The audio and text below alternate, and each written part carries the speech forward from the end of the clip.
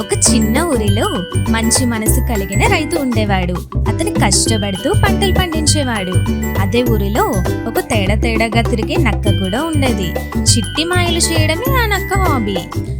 ఒకరోజు ఆ నక్క రైతు వద్దకు వచ్చింది. రైతు మొహంపై ధైర్యంగా చూస్తూ ఇలా అన్నది,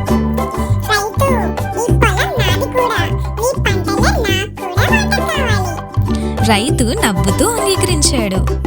సరేనక్క, ఈసారి పంటలో పై భాగం నాది, కింద భాగం నీది. రైతు మొక్కలు నాటాడు.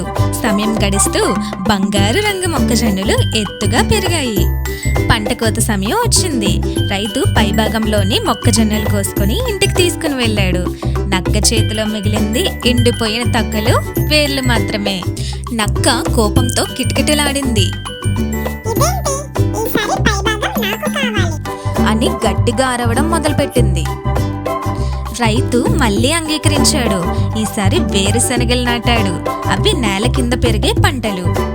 ఈసారి పంట మొత్తం నాదే అని నక్క ఊహించుకుంది. పంట కోత సమయం వచ్చింది.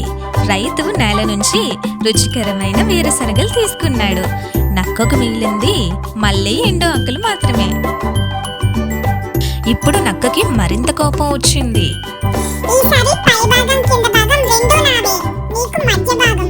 అని గట్టిగా చెప్పింది.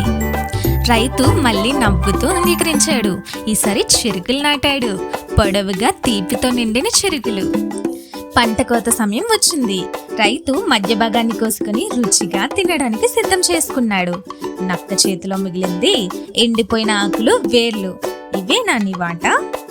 ఇప్పుడు నక్క అర్థం చేసుకుంది తన మాయలు, తన లోభం ఎలాంటి ఫలితాన్ని ఇచ్చాయో.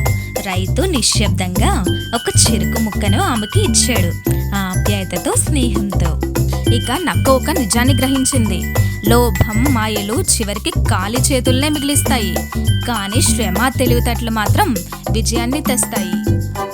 ఆ రోజు నుండి నక్క రైతుకి సహాయం చేయడం మొదలుపెట్టింది. పొలం పనుల్లో సహాయం చేస్తూ తన వాటాని తృప్తిగా అరగించింది. మీకు ఈ కథ నచ్చినట్లయితే మా ఛానల్ని సబ్స్క్రైబ్ చేసుకొని వీడియోని లైక్ చేయండి.